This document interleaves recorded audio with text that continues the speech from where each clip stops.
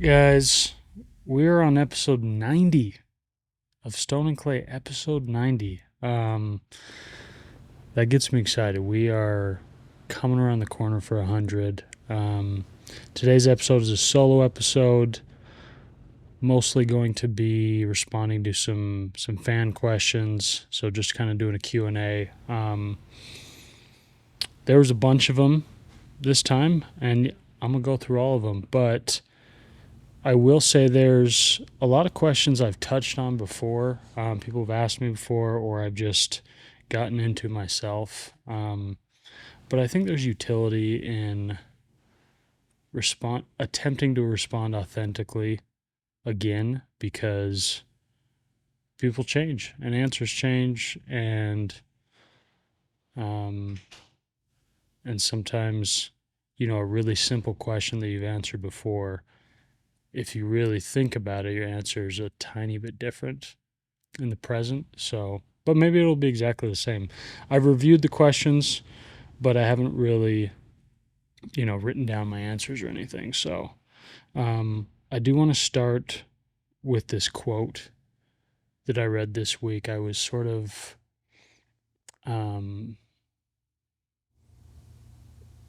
I was going through some old books that I've read and just kind of looking over some things that I've underlined and passages that have stuck out to me.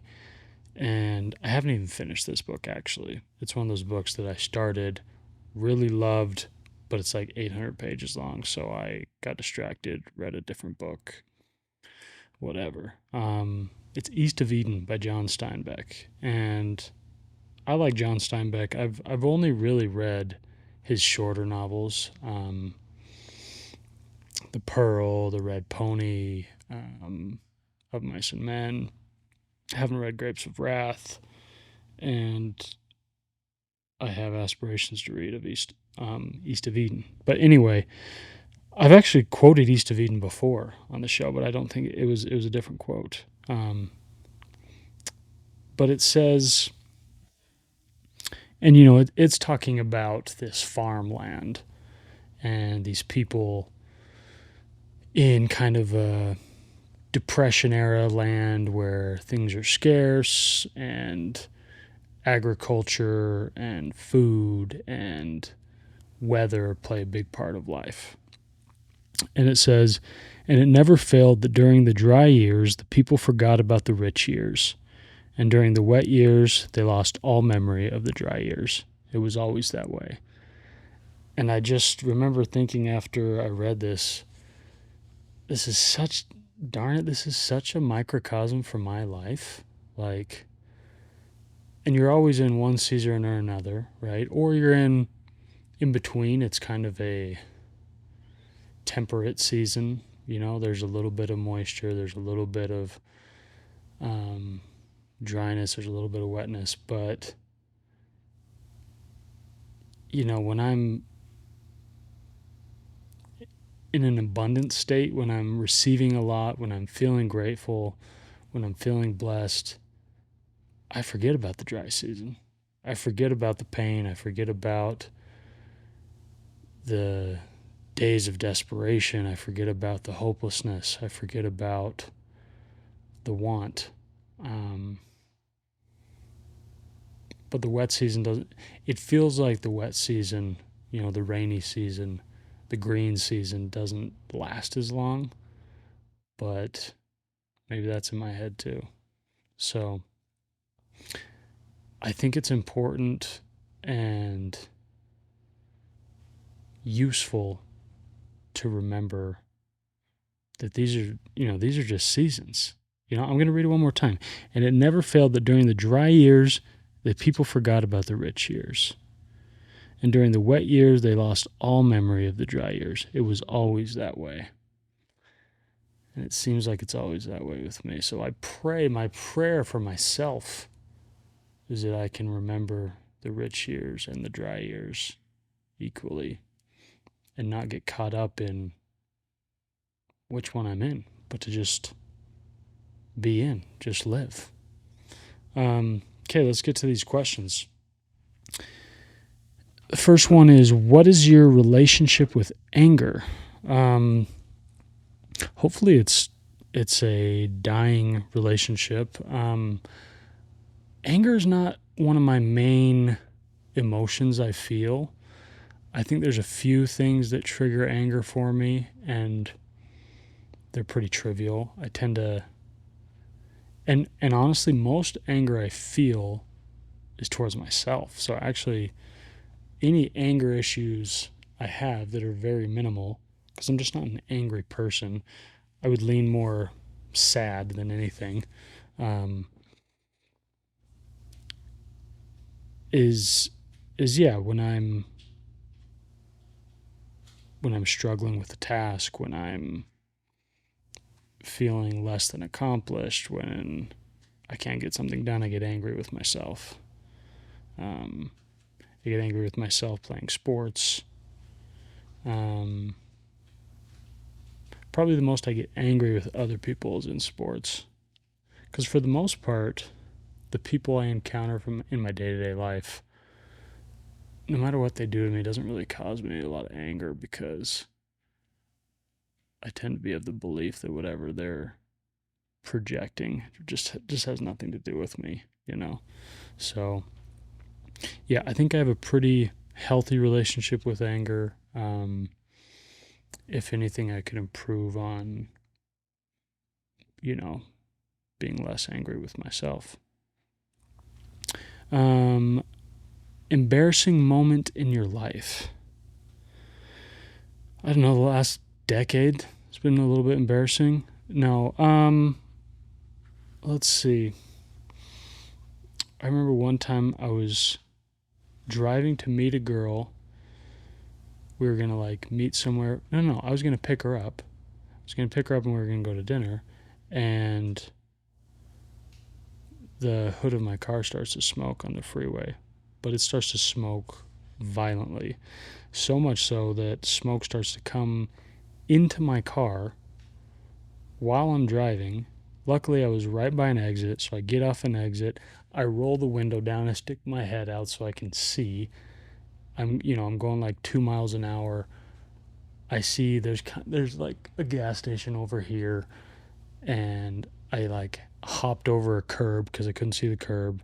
And anyways, car was shot, and so I call her and I'm like, hey, I got some good news and some bad news, but the good news is we can still go to dinner if you want to, come get me and take me and then take me home. So had to get my car towed and then had to have her come get me, and then sheepishly ate dinner together. And then on the way, she was nice about it. It wasn't ultimately that embarrassing, but then on the way back, she's taking me home, and that's when she chooses to tell me that she doesn't want to see me anymore. And I'm like, dude, this is like our second date. Can you just tell me that later? Can you just ghost me like a normal human being? So that was just kind of insult to injury. But honestly, I'm not one to feel embarrassed easily, especially as a fully fledged adult. I'm sure when I was in the throes of puberty and was a boy that easily cried, there were some embarrassing moments. But how can men become better leaders in faith? This is a nuanced question. Leaders in faith, because this could apply to church callings. This could apply to leaders in faith in your home. This could apply to leaders in faith in your marriage or your relationship. And I say it's nuanced because, to become a better leader in faith, there's 1,000 things you could do, I think the main thing is to realize that your faith journey and your relationship with God and your relationship with your church or your religion is an evolving thing, and the goal should be progression. The goal should be to put one foot in front of the other and to not, look back at mistakes you've made and harp on them and focus on them. And so I think if you're just always trying to improve, you could dive into scripture more, you could pray more, you could, there's all sorts of, quote unquote, easy answers. But I think becoming a better leader in faith is just an evolution. It just takes time, and that's, remove the word faith, and it's basically the same answer. How do you become a better leader? It just takes time, and it takes, your focus should be progress, because in the beginning, how do you lead someone if you've never led before? You do your best. You do your best, and as you get older, you gain some wisdom and you gain experience, and that's when it becomes easy to lead, because you've seen the mistakes that have been made in the past by poor leaders in the past. And this could be, as a leader, this could be a coach, this could be a parent, this could be a friend. I sometimes feel like a leader with some of my friends that are a lot younger than me, and I would never approach it like that, saying like I'm your guy's leader. But when people look up to you, you're a leader. And so I think another important thing in being a leader is just not taking yourself too seriously, realizing that you're in a special spot because of maybe your gifts or your talents, your charisma, your ability to connect with people, but it doesn't make you smarter than anyone. It doesn't make you better than anyone, because leadership can go to the head real quick, and that's like the main component of a bad leader to me is too much ego. But that's a tough question. It's a good question. What's the best advice you've been given recently? Ooh, and this question, my friends, came from someone who has injured my heart. It's funny that she asks this. Kind of random that she asks this. What's the best advice you've been given recently? And I'll tell you what. It's funny that I'm even entertaining this, right? A question from somebody that has caused me, we'll say, a significant amount of pain. But this person is still someone that I think has a good heart. And no, I know this person has a good heart, but she said something really interesting to me when we ended things.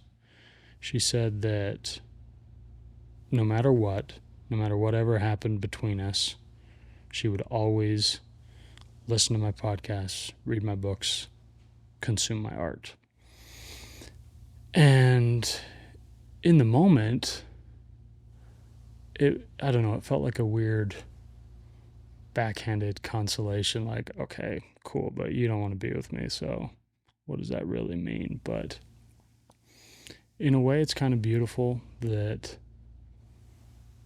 her interest in what I'm putting out into the world was always genuine and was always real. And there's a part of us that will always be connected, I guess. And that's the beauty of art. It connects people forever, whether you want to or not. And so I might be way off the reservation here, but anyways, let's get back to the question. What's the best advice you've been given recently? I had a friend tell me, and I've heard this in various forms. You'll hear people talk about this and they'll approach it in different ways, but he basically said one of his best approaches to life that gives him the most peace and makes him the least resentful, the least bitter, is he says he kind of assumes in any moment of crisis or failure or discord, he kind of is under the assumption that it's his fault. And not in a like self-deprecating way where like, oh, this is all, everything's my fault. But, there's a conflict at work and someone's angry at him.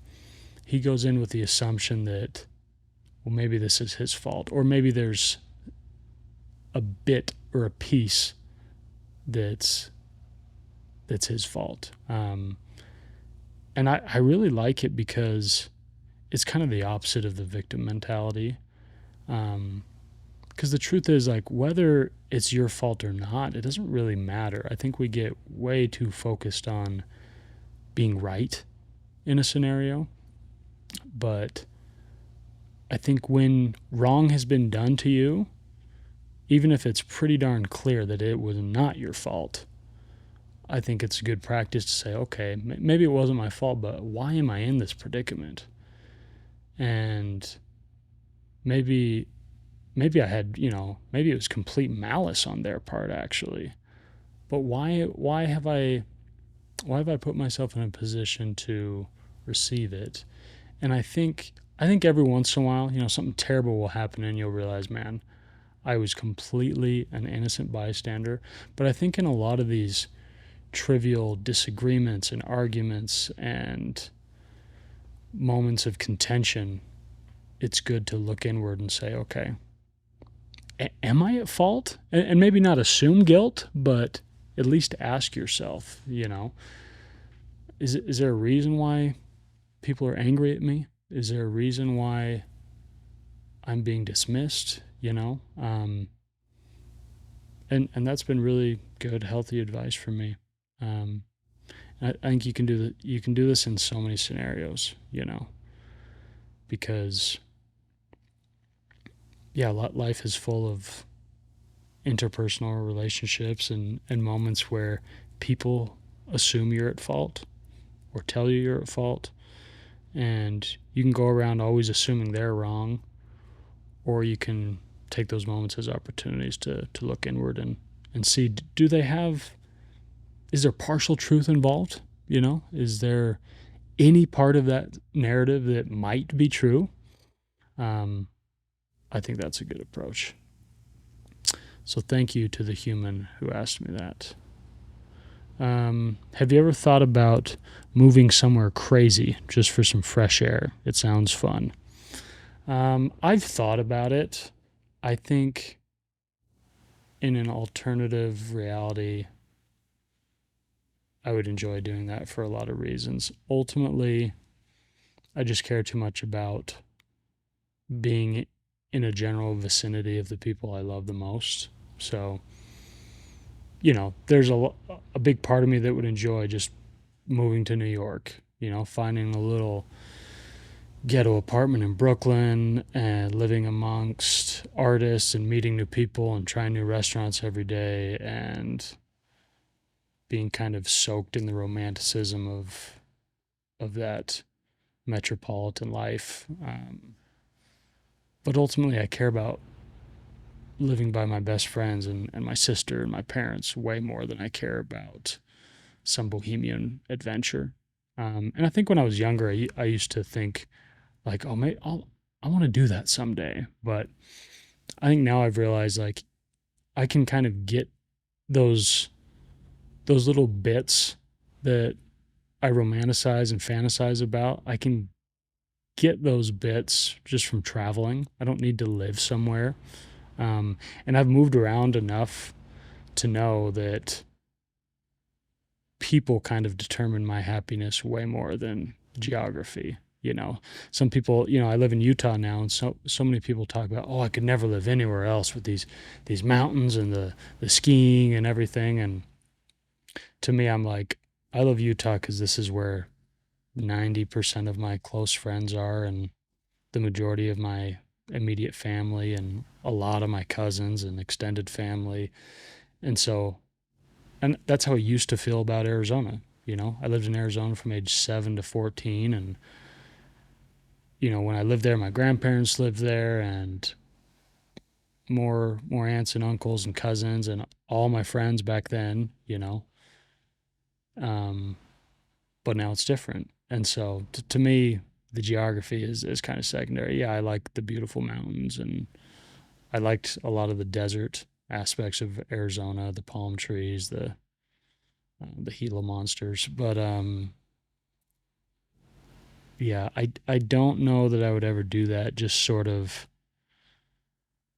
for fresh air to do something fun. Maybe I'd be open to living anywhere though. Like if there was a crazy opportunity or my spouse had something come up and there was an opportunity to go live in Iceland for a year, like I would do it. But there's really nowhere on earth I want to live long term that is far from my family and friends. So if my family and friends all make this diaspora somewhere else, I'm down.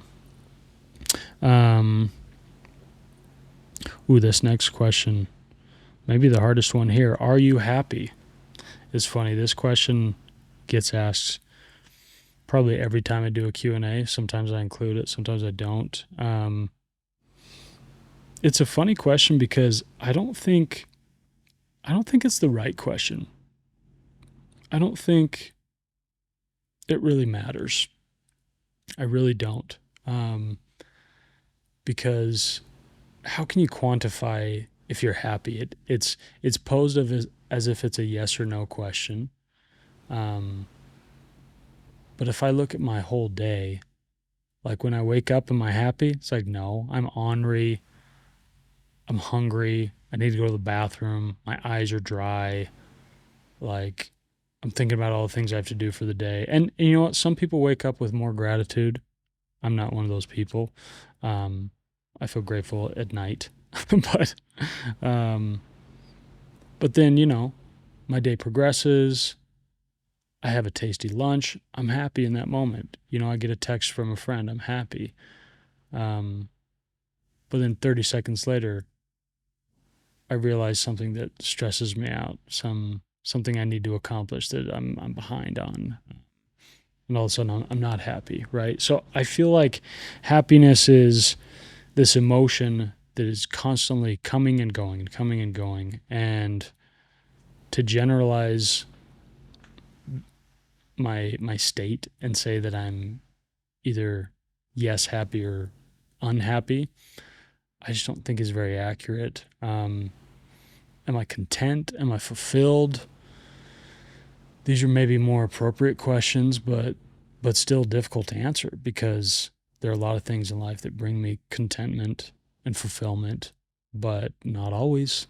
And they don't supersede certain negative emotions at times. So, but I will say this: I find and can derive happiness from a lot of things, and I'm grateful for that.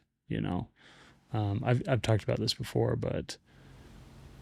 and to me, happiness and joy, they're kind of synonymous. You could argue that joy is a more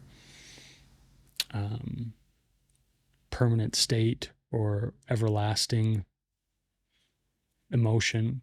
But you feel joy going to dinner with your friends. You feel happy going to dinner with your friends. That they're fairly synonymous, but yeah, there are a lot of things that make me happy, and I would say the majority of those things, and these are things that are less fleeting, because watching a show makes me happy, eating food makes me happy, playing basketball makes me happy, but being surrounded by people that I love and helping people that I love always makes me happy. Always. Even if I'm sad from something else, even if I'm going through a personal tragedy, being around people I love and helping people I love is a tried and tested way for me to be happy. And I think you can be happy and sad at the same time. Like I can be going through a horrible breakup and be completely heart-rended, sad, depressed, but I'm with people that I love. I'm laughing. I'm feeling joy. There's felicity near me. Maybe because of what I'm going through, the second I get in my car and leave that situation, the sadness returns. But I think you can be happy and sad at the same time. Um, Overcoming feelings of failure in breakups because of relational loss. It feels impossible to avoid. So basically, this person wants me to answer, how do you deal with overcoming the feeling of failure in breakups due to relational loss? Man, this is so hard because depending on the relationship and how it ended, it is hard for it not to feel like an utter failure because you know you're you're half you're half of the relationship, and so if you ended it, you could argue it's completely your fault because this was your decision to end it, and you could have stayed together. You could have hashed it out. You could have made it work. You could have improved things. You could have let things evolve. You could have tried harder. But maybe it was time to go. Maybe um, maybe your hands, you were holding onto a rope that was burning your hands. But then if you're the one getting broken up with, it's like that also feels like it's completely your fault because they're leaving you. They're leaving the relationship, but they're ultimately leaving you. And so that word failure, man, it is hard to not feel a sense of failure when a relationship ends, even if it's amicable and the right thing to do, because it's still something that failed. But I think so. Overcoming that feeling is difficult, and I think the uh, the cliche answer is that it just takes time. But I think what's helped me the most, especially these last few breakups I've dealt with over the last few years, has been realizing that okay, it's a failure, but I'm not a failure, right? The relationship failed, and sure I wasn't perfect, and there were bits and pieces that could have been improved, um, and maybe I'm the person that's completely rejected, and the other person wants something different, something better, but I'm not the failure. The relationship failed, and that's okay because you can learn so much from that. Um, in one of these recent breakups I've had, um, I felt a huge feeling of failure, but I also felt really grateful for what I had when it was alive and well. Um, and so I think the best advice for overcoming the feeling of failure in breakups because of relational loss is just leaning into the gratitude for what you had and realizing that that was a moment in time that's gone, and that's hard. Um, but man, you had something special for a minute, so be grateful for it. A lot of people would probably kill to have what you had for just a moment. Um, and it reminds you, if you had something beautiful that's worth mourning, it reminds you um, that it's attainable and that it should be beautiful and it should be something that causes you great pain if it goes away. Because if not, it was never anything special to begin with. But that's hard.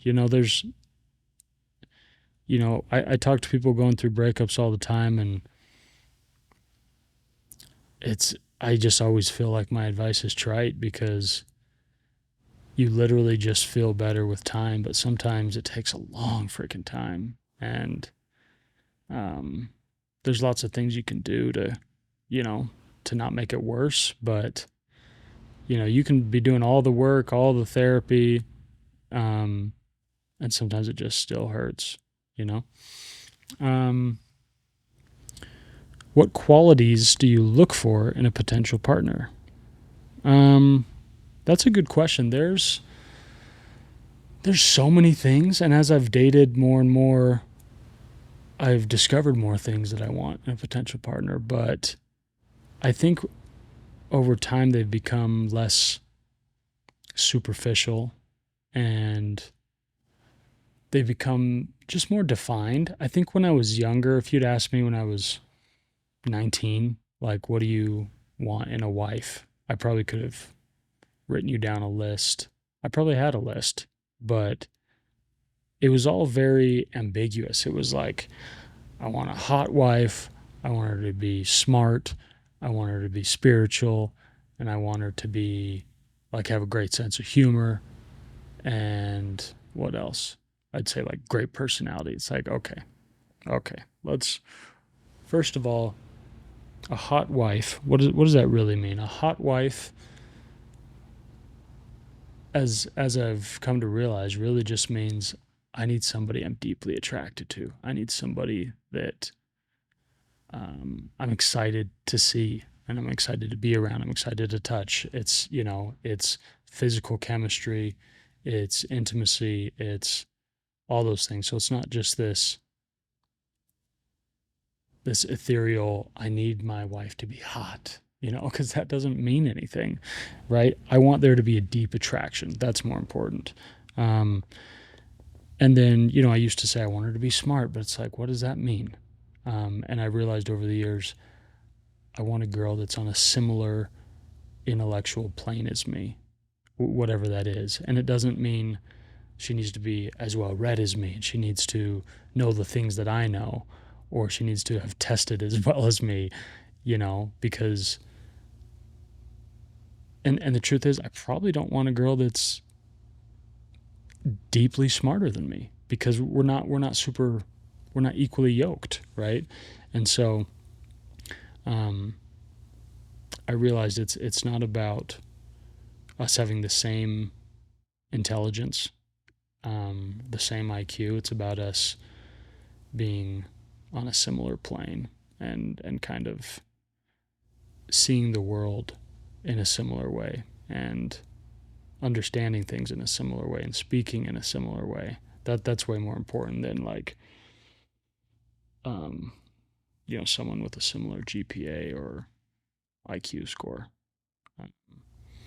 And so when I look for qualities in a partner, with time, as you can see, they've gotten much more micro, because I realize what all these things really mean and what's really important to me. And I'll harp on this one till the day I die, is personality. And I think I've talked about this before in my 5 pillars of what I think you need in a relationship, and personality is number 1. But again, what does personality mean? Like, she has a good personality. That's different for everybody, but for me, it's ultimately somebody that I find so awesome and easy to talk to, who I'm comfortable around, who I feel the most myself with. I don't feel like I'm kind of changing the way I talk, or I'm kind of tweaking my decisions because maybe she won't like this, or she won't react well to this, or she won't understand that. But it's somebody that I seem to be on the same wavelength with, and somebody I can have infinite inside jokes with. That's important to me, because I like to be silly and joke about things. And so if if the majority of our conversation is intellectual, even though I love intellectual conversation, that's not going to do it for me. I need a little bit more. But for everyone, it's different. But I do think for everyone, personality should be at the top of your list. How much do you just love hanging with the person, spending time with them, doing nothing, just like watching a show and having snacks, or driving to the bank together and going to the car wash after, like these menial things. I remember I was probably like 22, and this was probably the first girl that I really, really was crazy about, like, after high school.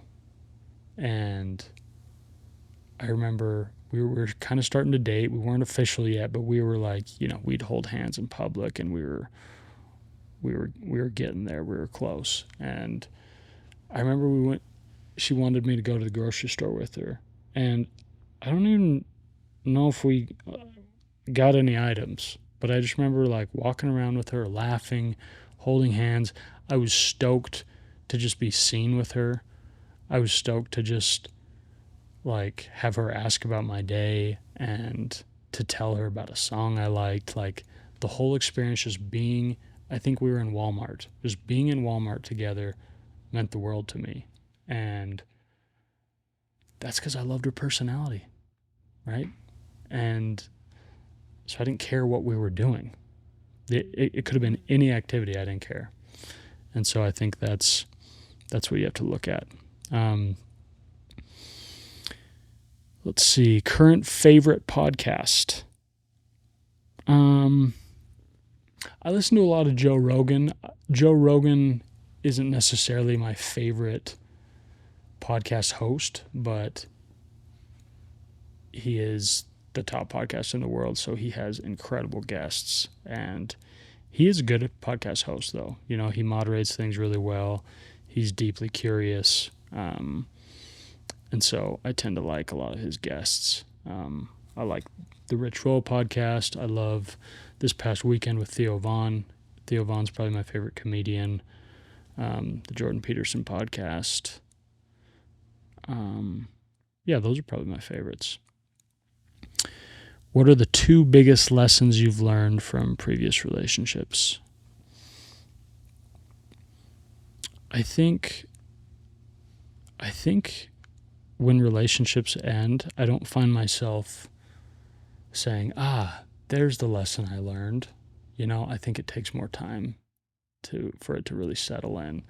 But I think more than anything, I learn what I need in a relationship and what I won't stomach, And so with certain relationships, okay, I'm thinking of one right now. And after it ended, I realized, like, man, we got along so well. Her personality was amazing. And so, like I said, we would do anything and have a good time. But I realized I didn't love how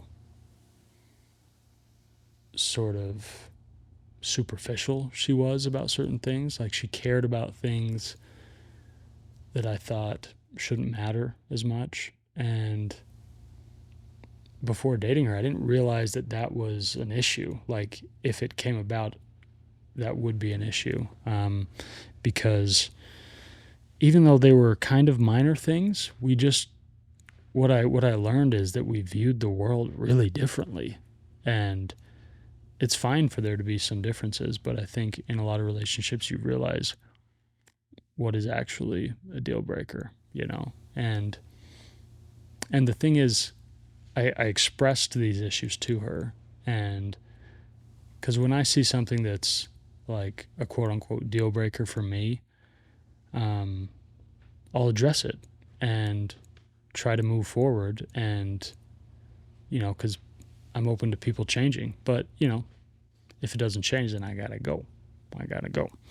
So, and then another relationship I was in, when it ended, I realized, man, I want somebody like her that is an extreme champion of my art, and who, like, I just felt like anytime I spoke, she really, really wanted to hear it. Like, it was never a flippant question like, hey, how was your day? It was like, oh my gosh, tell me about your day. What did you do? And like, it felt like she was so interested in my day, and so interested in what I had read and what I had listened to and what I was thinking. And I think because I hadn't experienced it at such a high level, I didn't realize how important that was to me. So I think the main lessons I learn after relationships are what I need more and what I can't handle or can't stomach anymore. Who is your ideal partner? her name is, no, I'm just kidding. My ideal partner, this is kind of the same question as what qualities do you look for in a potential partner. But my ideal partner is extremely kind, extremely cognizant of others' feelings and emotions. My ideal partner is probably extroverted like myself. She doesn't have to be. I've dated introverts, but we're talking ideals here, right? Ideally, we believe the same things. We view the world in a similar way. Ideally, we're absolutely crazy about each other. Ideally, she challenges me in ways that I didn't know people could. Ideally, she brings out the best in my writing and the best in my podcasting, and she encourages me deeply and almost obsessively, and she makes me want to do the same for her. These are ideals. Do you always have a profound sense of gratitude, or was there a pivotal moment in life that shifted your perspective? Some cause for pause there. I think, I don't know, it'd be interesting to go back into my childhood and see how grateful was I as a child.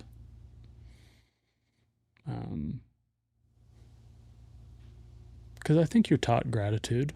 You're taught to say thank you. And, my parents, I remember my parents kind of teaching us how lucky we were to get the gifts we got for Christmas and to have the birthdays we had and to go on the little vacations we did. And we didn't have a lot of money, but, we would often go to California once a summer and, stay with my aunt and uncle and go to the beach. And one year we went to Disneyland, and, sometimes we did other things. But even though it wasn't extravagant, they made a point to, show us that this wasn't what everyone got. And so we should feel grateful. And it's hard when you're young because you see friends that have more than you, and they go on vacation more, and they seem to always have new clothes, and when new things come out, they seem to get them first, But so I think gratitude was instilled into my life at an early age, but I think I had to really start practicing it to see its effects more prominently as an adult. And as an adult, I think more pain and suffering came into my life, more hardship than when I was a kid. And maybe part of that is because as a kid you're just oblivious and a little naive. You don't feel as hard, or you feel things, but you don't really know why you feel them. And so sometimes when you know why you feel something, it hurts more because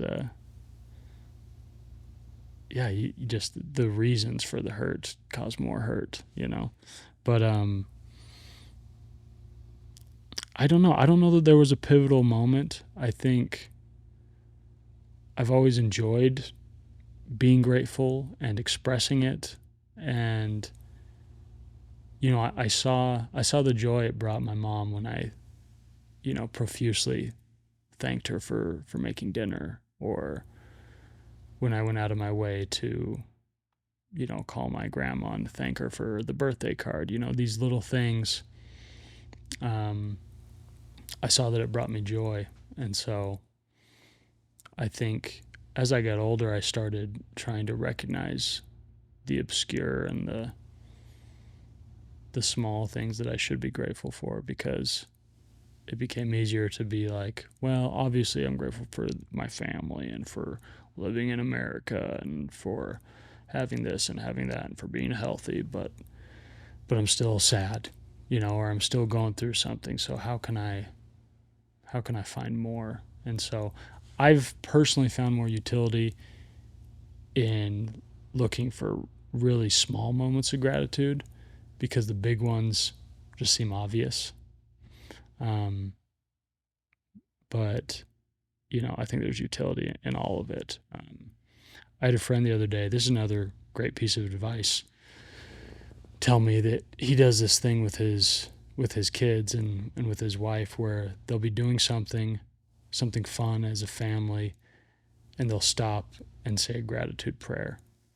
I thought that was so beautiful, and he said it's become part of their family culture. So in those moments, it's often one of the kids that brings it up that says, "Hey, should we have a quick gratitude prayer?" And it's not always just the parents, um, but it's them taking time in that moment to realize, man, we're in a special moment, and I love that. Um, it's a good question though.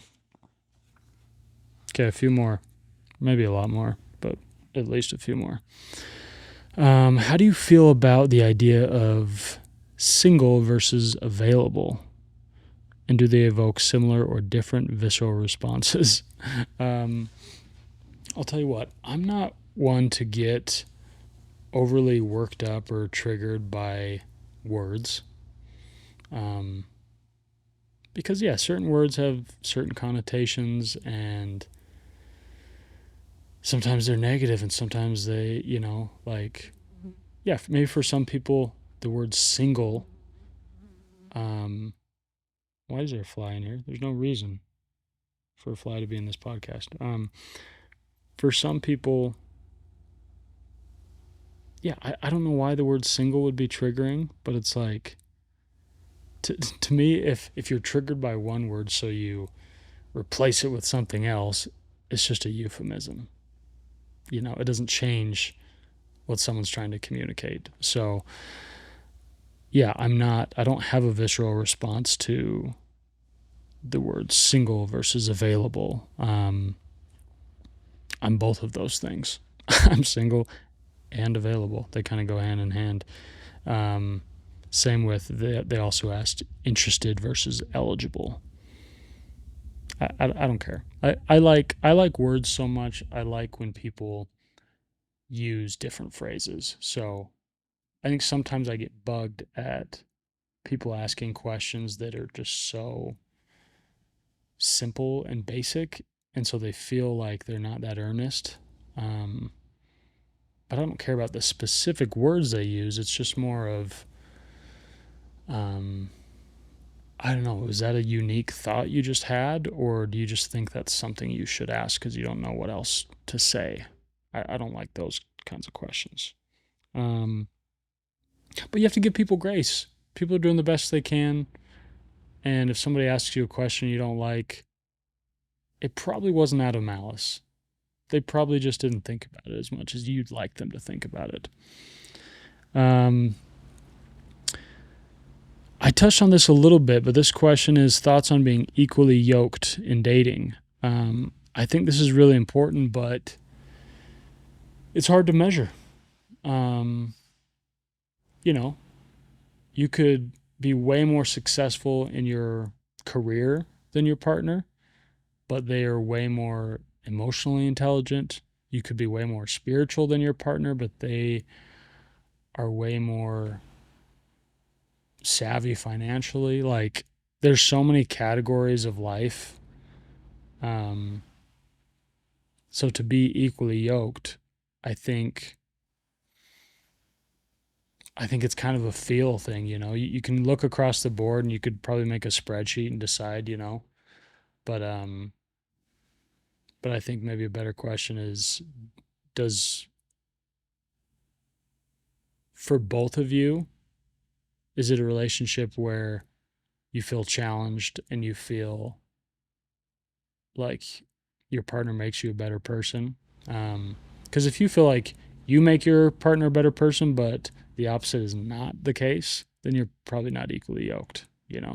I don't think you should get too caught up on, measuring, where do they excel versus where do I excel, but rather, an accumulative, do we both make each other better? And do we both want to make each other better? And do we both bring a lot to the table? It doesn't really matter what you bring to the table, but it's like, do you bring stuff? Do you bring, you know, do you bring items to the table?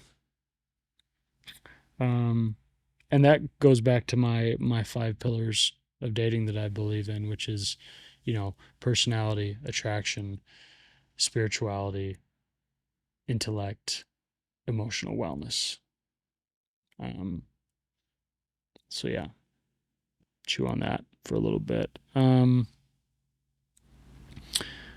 bit of advice you'd give your younger self or someone younger?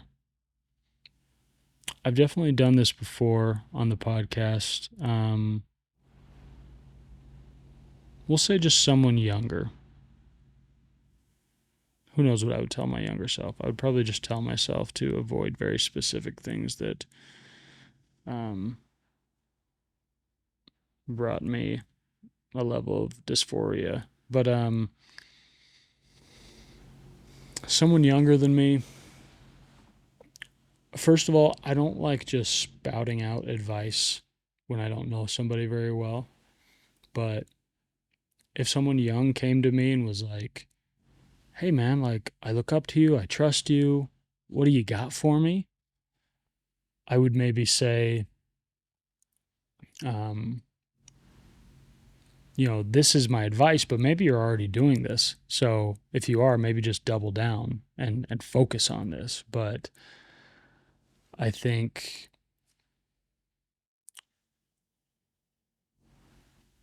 to a younger person, it's important to realize that life is a lot better and a lot easier when you care and think about yourself a lot less and you think about others more. And this sounds incredibly trite and overly simplistic and reductive, but it's just true. Like, the more you focus on building love and fostering relationships and being a good friend and being a good son and being a good sibling, being a good nephew, being a good employee, a lot of your other problems start to evanesce, and another thing I would say to young people is, now this makes you sound like an old dying man, but is to realize that life is long, but life is also really short. And as you get older, time starts to speed up. And so I do think when you're young, when you're in your 20s, it is a time of experimentation because you probably don't know exactly what you want to do. So I think it's fine. I don't think it's a waste of time to try a lot of different things. I don't think you need to specialize when you're 13. If you found your calling early, that's great. But I think it's fine to take those years to figure out what you like to do and figure out, how important is God to you? How important is consuming good art to you? How important is friendship to you? Figure out what's important to you, and spend more time doing that. Figure out what you dislike and find a way to eliminate it from your life. When you're young, there's time to figure that stuff out. But when I say that life is also really short, don't think that you have all the time in the world to accomplish anything you want, because time is finite. But take your time in pursuing your passions and things you want to do and explore. But you'll realize as 5 years pass and as 10 years pass that you don't have time to do everything you want to do, especially if you're a very curious and interested person. There's lots of passion projects and things you want to accomplish. You kind of have to put your head down and and start to get things done. Like I even realized, and this is maybe trivial to some people, but it's not to me. I realized years ago, I'm not going to read all the books I want to in my life because I kept thinking I love books and I love buying books. And so I used to kind of be of the opinion, if I'm in a bookstore, if I'm at, some thrift store and there's cheap books, I'm going to pick up anything that I'll eventually read, right? But then I realized like there are hundreds of thousands of books I would like to read, and so I don't have the time. So I have to pick books that I have to read before I die, not just books that I'd like to get read, you know. And the same goes for films or countries I want to visit or, little things I want to do, kind of bucket list type things. I need to just do them. Couple questions left. Again, I just included this to show how often people ask. Again, someone said, "Are you happy?" And although I take a little umbrage with the question itself, I actually really appreciate it. And like I said before, I try not to get triggered by language because I don't think, me assuming that I understand the intent of someone's language is quite the big assumption. So when someone asks if I'm happy, I think usually it's a pretty earnest question and comes from a good place. And, this girl that I dated before that asked me one of these questions, and I'm essentially talking to right now, if she's listening to this, she used to say something that I really liked. She used to say, and it was in kind of this playful, like youthful way. She would just say, we'd be on the phone or it'd be the first time I saw her that day. And she'd say, "Are you happy?" And I could take it the wrong way and be like, well, what does happiness mean? But I knew what she meant, and she wanted to just know how I was. And that was kind of her intimate way of asking me how I was. And I know she cared deeply about people's happiness. And so when I saw her asking other people, I thought it was beautiful because to me it had more depth than just how are you? It was like, are you happy? And I guess she had a way that it didn't feel intrusive, even if the person didn't know her very well. And I think that's a gift. But so back to the original. Are you happy? I'm happy right now. I'll say that. I'm happy right now. Tips for combating a scarcity mindset. I haven't thought about that a lot, at least tips for it. I think it is good to have an abundance mindset. It's not always easy to have that mindset, but I think it's like anything, you foster it over time, like having, being good at gratitude. You just start by being grateful today and writing things down today and practicing gratitude today. And then it's a little bit easier tomorrow. And then it becomes a habit. Same thing with any mindset, so if you're struggling with feeling like there's scarcity in everything, try the opposite, try imagining that there's abundance in everything and go from there. And there's a lot of ways you can do that. And scarcity or abundance can apply to a lot of things. It can apply to your finances or your business or the art you're putting out. But I think it's connected to positivity and optimism. And so if that's an easier way of looking at it, I think it is for me. I think when you're being supremely optimistic, you're thinking in abundance because you're thinking, well, I don't really care what the odds are or like what I'm against. I just think I can do it. I think it's available. I think it's okay for me. You know, you could apply it to dating. You know, if you're of a scarcity mindset, you think, well, there's so few girls that'll even go out with me. So why would I ask that many, or why would I try with very many girls? Or you could think of abundance and think, you know what? I'm actually kind of a catch. Like, I got some things going for me. I might not be the best looking guy. I might not be the richest, but like I can pull some ladies. So I'm going to shoot my shot all over town. I'm going to get rejected, but I know there's some girls that are going to like what I'm selling. And that's an abundance mindset. So again, these mindsets, they don't change overnight. I think it just takes practice. Um Do you date online, or are you waiting to meet someone in real life? Does having this platform help?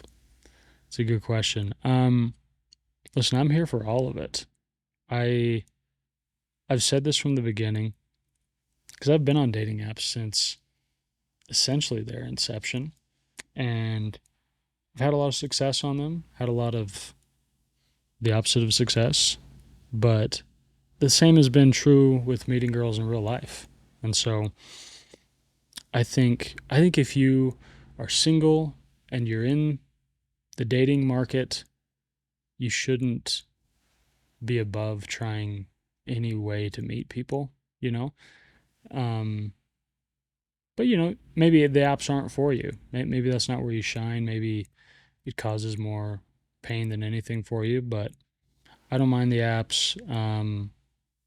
I'll meet somebody in any way. If it's the right person, what do I care how we met? I don't care. I don't care if we met on cupid.com or if we met um, outside of a porta potty. I don't care. I just want to meet my person. So I do think meeting someone in real life is ideal, and that's usually you connect quicker, and um, usually when there's quick chemistry, it's because you met in person first. But a lot of people, they're working and they're traveling and they're doing this and they're doing that. And so they don't meet a lot of people organically. And so if you can meet more people on the apps, on social media, more power to you. Does having this platform help? I don't know, maybe marginally. To me, it's just an extension of social media. And I've always met girls on Instagram. I think Instagram is a better dating app than anything else because it's a much bigger profile. Essentially, it's not 4 or 5 pictures, it's probably hundreds if you want to go way back. In my case, there's video too, so girls can hear me talk. They can kind of get a pretty good sense of who I am from my social media. So to me, my podcast, my Instagram, TikTok, whatever, it does feel like one big dating profile because a girl can really go in and do her research if she wants. Um, so, so does it help? I don't know, probably. But here I am, still just one single / available / eligible man. Um, okay, that's it for the questions. I did want to read one more quote that I read today, actually, that I loved. Who knows how to say this name? It's by Pina Bosch. This is a female, Pina Bosch. Pina says, "It is almost unimportant whether a work finds an understanding audience. One has to do it because one believes that it is the right thing to do. We are not only here to please." And it shows a picture of sweet Pina, and she's like a ballerina. And so it's funny, I read that assuming someone is talking about a piece of art, but she's probably talking more about a performative art. But I think that's really interesting. It's almost unimportant whether a work finds an understanding audience. One has to do it because one believes that it is the right thing to do. And I believe that wholeheartedly. I think as an artist, as someone that wants to put things out there in the world from his heart, you'd love for it to find an audience, and you'd love for it to be well received and loved and celebrated even. But I think the art suffers if that is your focus, and if that's what you need to continue to do it. And that's how I feel about the podcast, and the books I write. Like, I feel like it needs to be done. I feel like there are things inside of me that need to not remain in there. So I'm going to do it. Anyways, guys, I appreciate you listening to me rant and answer these questions. I'm telling you, I am really grateful to be on episode 90. This is exciting. We are so close to 100. I can't even tell you how close we are to 100. But I appreciate you listening. I appreciate all the messages I get. A lot of them are on Instagram or TikTok. People will watch a video and send me a message saying that something resonated with them or that it meant a lot to them, and that means the world to me. So never feel like you shouldn't reach out just because you're a stranger. Even if I don't, I try to respond to everyone. If I don't have, the bandwidth to respond to you, it's not because I didn't want to. So I appreciate you guys. And go listen to the other 89 episodes if you haven't already. Love you.